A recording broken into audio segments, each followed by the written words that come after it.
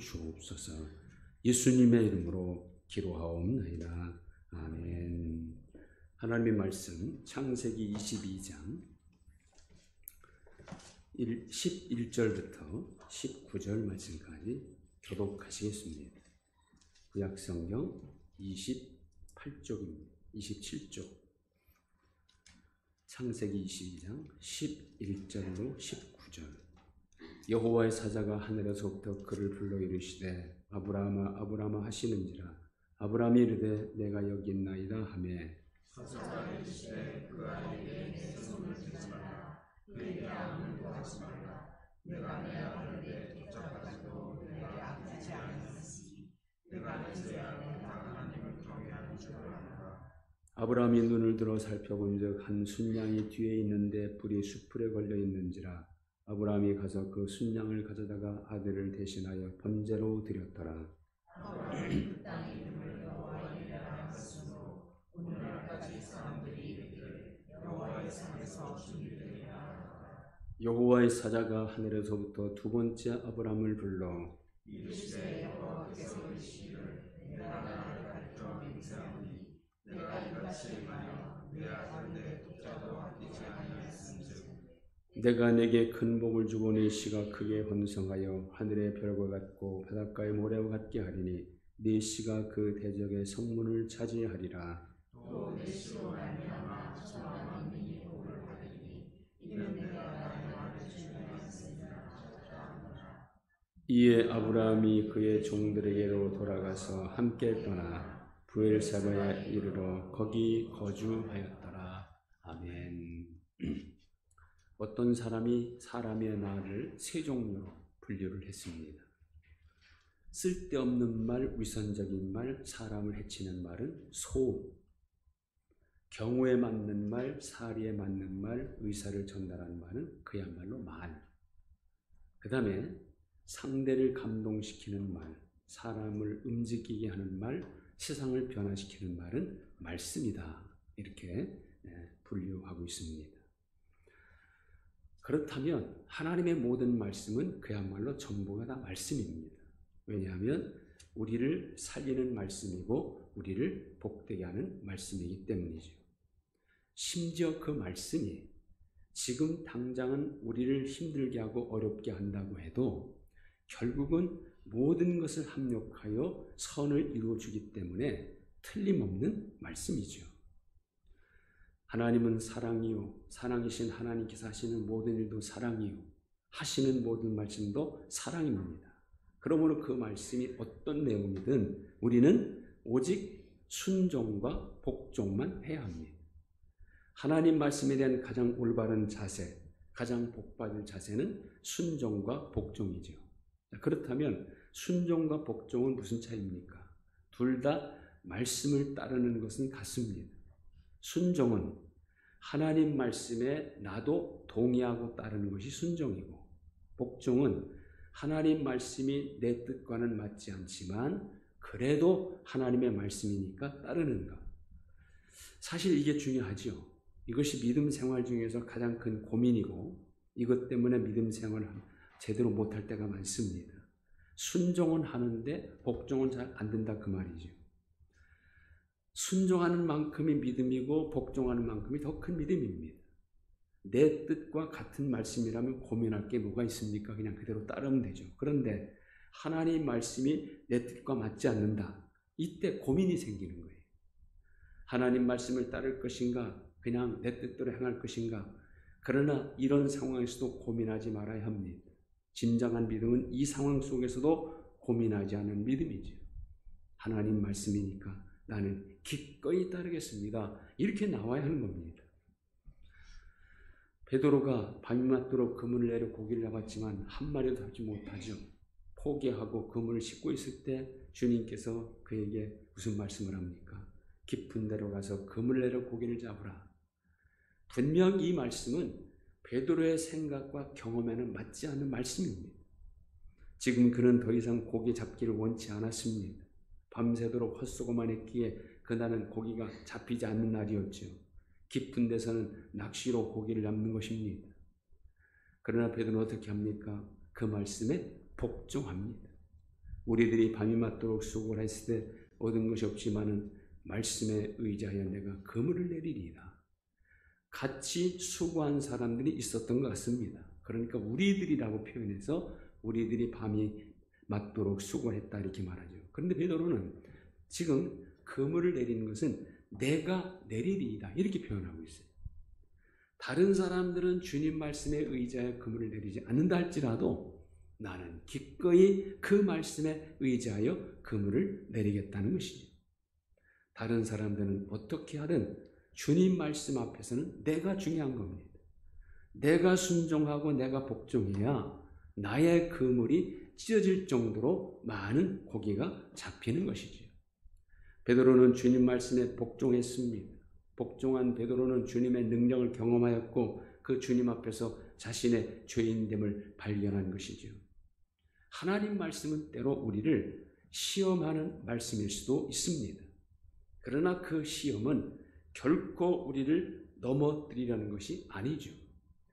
우리를 죄에 빠뜨리고 시험에 빠뜨려 망하게 하는 것이 결코 아니라 그 말입니다. 그것이 사탄의 시험과 근본적으로 다른 점입니다. 사탄은 우리를 유혹하여 망하게 하고 하나님을 떠나게 하려고 시험합니다. 아담을 시험하여 죄인되게 유혹한 것, 그거야말로 사탄의 시험이었죠. 믿음의 자리, 하나님과 가까운 관계를 떠나게 하고 깨트리는 것이 사탄의 시험의 목적입니다. 그러나 하나님의 시험은 오히려 당신의 자녀들인 우리들에게 더 큰 복을 받기에 합당한 준비를 시키는 그런 시험이에요. 사탄이 유혹하는 시험도 믿음으로 이기면 오히려 내게 유익이 될 수 있습니다. 반대로 하나님이 우리 잘 되라고 하시는 시험도 제대로 감당하지 못하고 그것 때문에 스스로 시험에 빠지고 하나님이 의도하시는 반대의 길로 가면 그 시험을 통해서도 오히려 큰 손해를 볼 수도 있고 자칫 하나님을 떠나는 망하는 길로 갈 수도 있습니다. 자, 오늘 읽은 말씀은 하나님께서 아브라함을 시험하시는 내용이죠. 1절에 하나님이 아브라함을 시험하시려고 분명히 그 목적을 말씀합니다. 이 시험은 아브라함의 신앙을 증험해보는 테스트입니다. 즉 진정 아브라함이 하나님을 최고로 섬기고 있는지 하나님을 진정으로 경외하고 있는지를 보기 위한 테스트라는 말이죠. 12절이 그 사실 증거합니다. 네가 내 아들 네 독자까지도 내게 아끼지 아니하였으니 내가 이제야 내가 하나님을 경외하는 줄을 아노라. 아브라함이 정말 하나님을 경외하는지를 보시기 원하셨던 겁니다. 과연 그가 믿음의 주상이 될 만한지를 테스트해 보신 겁니다. 그러니까 독자 이삭을 드리라 하신 것이죠. 독자 이삭은 아브라함의 어떤 존재입니까? 100살 때 얻은 전능하신 하나님의 작품으로 받은 아들이에요. 하나님이 친히 주신 아들입니다. 그런데 하나님 바로 그 아들을 번제로 드리라 하십니다. 하나님은 우리처럼 테스트해 볼 수 있어요. 말로만 하나님을 사랑하는지 겉으로만 하나님을 경외하는지 아니면 진정으로 하나님을 제일로 사랑하고 하나님을 최고로 섬기는지를 테스트해 볼 수 있습니다. 어떻게 보면 우리의 믿음 생활은 하나님께 받는 테스트라고 해도 틀리지 않습니다. 하나님은 우리가 기도하는 대로 응답하시죠. 왜? 얼마나 기도하는지 테스트해 보시기 위해서. 하나님은 우리가 순종하는 만큼 축복하십니다. 얼마나 하나님께 순종하는 것을 보시기 위해서 순종하는 만큼 복 주시는 거예요. 하나님은 우리가 찾는 만큼 만나 주십니다. 왜냐하면 우리가 얼마나 하나님을 열심히 찾는가를 보시기 위해서. 우리 예수님도 병자를 고치실 때도 그 병자의 믿음을 테스트해 보시는 게 고치시잖아요. 내 믿음이 너를 구원하였느니라. 이 진리를 알면 하나님이 내게 어떤 말씀을 하시든지 순종 또는 복종하게 되어 있습니다. 아브라함이 독자 이삭을 번제로 드리라 하신 하나님 말씀 앞에 어떻게 합니까? 3절 보시면 아브라함이 아침에 일찍 일어나 나귀의 안장을 지우고 두 종과 그의 아들 이삭을 데리고 번제에 쓸 나무를 쪼개어 가지고 떠나 하나님이 자기에게 일러주신 곳으로 가더니 아브라함은 왜요라는 반문을 하지 않습니다. 자, 이 상황에서 우리는 얼마든지 왜라고 반문할 수 있어요. 이삭을 누가 주셨어요? 하나님이 주셨잖아요. 주실 때는 언제고 그 이삭을 다시 드리라 합니까? 그리고 왜 하필이면 이삭입니까? 라고 반문할 수 있다 그 말입니다. 그러나 아브라함은 하나님 말씀 앞에 왜라는 토를 달지 않습니다. 오늘 말씀 앞에서 가장 순종하지 못하게 하는 것이 이것이 아닙니까? 왜라는 반문. 이것이 우리의 순종을 막습니다. 왜 하필이면 납니까? 왜 이걸 해야만 합니까? 이것이 불순종의 가장 많은 원인이 되고 있습니다.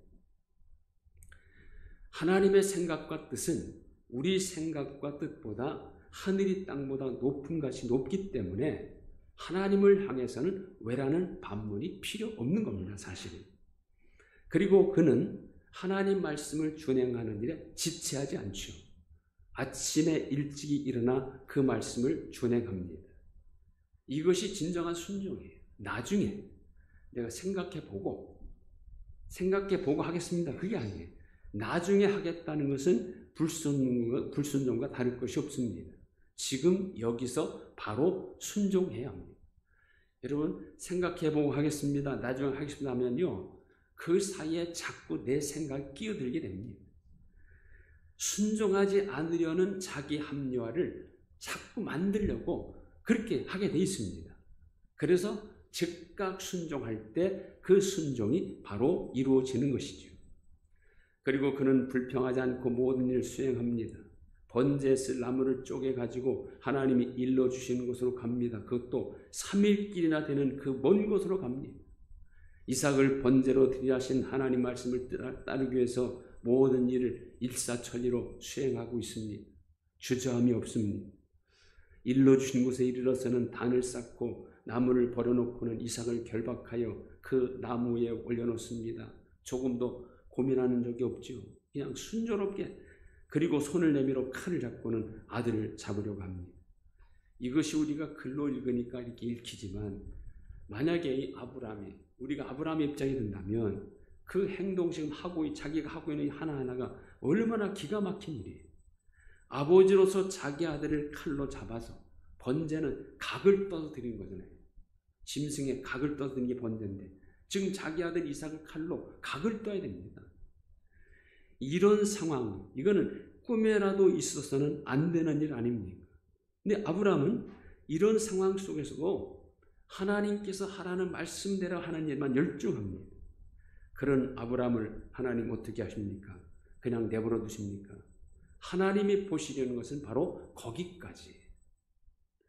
아브라함이 정말 하나님이 시키는 대로 이삭을 번제로 드리는가, 거기까지만 보시려 한 겁니다. 실제로 이삭을 번제로 태워 드리는 것은 원치 않으신 것이죠. 하나님은 아브라함의 믿음과 마음을 원하신 겁니다. 오늘 우리를 향하여 원하시는 것도 마찬가지예요. 우리의 믿음을 원하십니다. 하나님을 제일로 경외하는 마음을 원하십니다. 그걸 보시기 위해서 시간 드리고 몸 드리고 물질 드리라, 그렇게 말씀하는 거죠. 왜 기도하라 하십니까? 우리가 기도하는 그 기도 자체는 뭐가 그리 대단한 일입니까? 그러나 기도한다는 것은 그만큼 하나님을 신뢰하고 하나님의 도움을 바라는 마음이 있다는 것이죠. 하나님은 그걸 보시기 위함입니다. 왜 헌금을 합니까? 헌금은 물질로 하는 게 아니라 믿음으로, 마음으로 하는 겁니다. 하나님은 마음을 보시기 위해서 드리라 하시는 겁니다. 하늘과 땅과 세계와 그 중에 거하는 자가 하나님의 것이고 은과 금이 다 하나님 것인데 하나님 뭐가 부족해서 우리에게 드리라 하시겠습니까? 하나님은 우리의 마음과 정성을 보시려는 겁니다. 아브라함이 칼을 들어 이삭을 잡으려 하자 하나님 급히 부르시죠. 아브라함이 할 수 있는 마지막 순종인 이삭을 잡는 것까지 하려니 하나님은 그것으로 만족하시고 더 이상 하지 못하도록 멈추게 하신 겁니다. 아브라함이 칼을 드는 순간 이삭은 이미 죽은 목숨이고 하나님께 바쳐진 목숨이었던 겁니다. 죽일 필요가 없었던 것이죠. 아브라함아 그 아이에게 내 손을 대지 말라, 아무 일도 하지 말라, 내가 내 아들 내 독자까지도 내게 아끼지 아니하였으니 내가 이제야 내가 하나님을 경외하는 줄을 아노라. 아브라함은 하나님 경외하는 것을 행동으로, 순종으로 보여드린 겁니다. 독자 이삭보다도 하나님이 우선이고 아들을 사랑하는 마음보다도 하나님 말씀에 순종하는 것이 더 중요하다는 것을 확실하게 보여준 거죠. 하나님은 그것을 보신 것이고 그것을 보신 하나님 아브라함이 어떻게 보응하십니까? 16절 17절 내가 나를 가리켜 맹세하노니 내가 이같이 행하여 내 아들 네 독자도 아끼지 아니하였은즉 내가 내게 큰 복을 주고 내 씨로 크게 번성하여 하늘의 별과 같고 바닷가의 모래와 같게 하리니 독자 하나를 드리는 순종을 보였더니 하나님은 그 하나 대신 하늘의 별 바닷가의 모래와 같은 자손으로 갚아 주시는 겁니다. 이것이 씨의 원리입니다. 이삭은 하나님께 씨를 심은 겁니다. 하나님은 그 씨를 가지고 어떻게 한다고요? 내 씨가 크게 번성하여 하늘의 별과 같고 바닷가의 모래와 같게 하리니 우리는 씨를 심으면 됩니다. 하나님이 원하신 것을 씁니다. 열매를 맺게 하시는 분은 하나님이시죠. 내가 씨를 심어야 하나님은 나를 통해서 열매를 맺는 것입니다. 하나님은 이삭 대신 번제물을 따로 준비해 놓으셨어요. 바로 순양입니다. 이삭의 목숨을 대신하여 수양이 번제물로 드려집니다. 아브라함이 그 이름을 여호와 이레라 부르지요. 하나님께서 준비하신다. 준비하시는 하나님이라는 뜻입니다. 그렇습니다. 하나님은 우리의 죄값을 대신할 어린 양을 준비해 주셨고 그 어린 양의 목숨을 거두시고 대신 우리를 살려주셨습니다. 오늘 이 사건은 예수님의 십자가 사건의 예표입니다. 이삭 대신 죽은 양은 우리 대신 십자가에서 죽으신 예수님을 예표하고 아브라함은 이 번제를 하나님 말씀 그대로 자발적으로 드립니다. 예수님 역시 말씀대로 오시고 말씀대로 사시다가 말씀에 순종하여 십자가에 스스로 죽으셨습니다. 이삭이 하나님이 준비한 양이 자기 대신 죽었기에 그 양이 죽을 때 이삭도 죽은 것이고 그는 그때부터 새로운 생명을 부여받은 것입니다. 마찬가지로 예수님이 죽으실 때 나도 죽은 것이고 예수님이 3일 만에 부활하실 때 나는 예수의 생명을 부여받은 겁니다. 그래서 영생을 얻은 것이죠. 우리는 여기서 아브라함의 순종도 볼 수 있지만 이삭의 순종에도 주목해야 합니다. 이삭 입장에서는 얼마든지 자기 아버지 아브라함이 하는 일에 반항할 수 있고 거부할 수 있고 도망칠 수 있었습니다. 아무리 아버지를 하더라도 내 인생은 내 것인데 왜 아버지 마음대로 나를 죽이려 합니까? 그렇게 반항할 수 있었어요. 그러나 이삭은 아버지가 하는 대로 그대로 따릅니다. 아버지 아브라함이 하나님 말씀을 준행할 수 있었던 것은 이러한 이삭의 순종이 있었기 때문이죠. 말씀 순종은 서로 협력해야 가능합니다. 가족들의 협력이 있어야 하고 교인들의 협력이 있어야 합니다. 하나님을 진정으로 경외하는 것은 그 말씀대로 그대로 순종하는 겁니다. 내 뜻과 내 생각과 맞지 않아도 하나님 말씀이라는 하나의 이유만으로도 복종하는 겁니다. 하나님은 우리에게 그것을 원하십니다.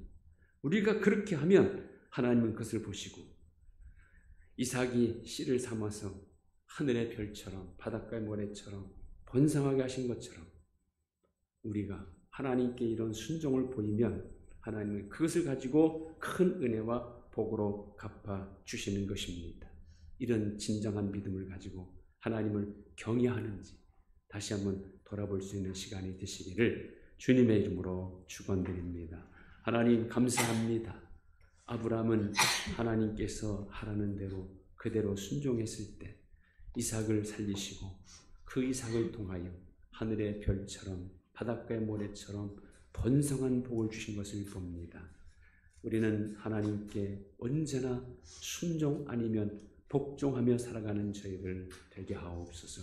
진정으로 하나님을 경외하는 믿음은 누가 뭐래도 어떤 말씀이라도 하나님 말씀에 순종하는 것임을 다시 한번 깨달았사오니 날마다 하나님 말씀에 온전히 순종하는 믿음으로 살아가는 저희들 다 되게 하여 주옵소서. 예수님의 이름으로 기도하옵나이다. 아멘. 다 같이 일어나셔서 546장 1절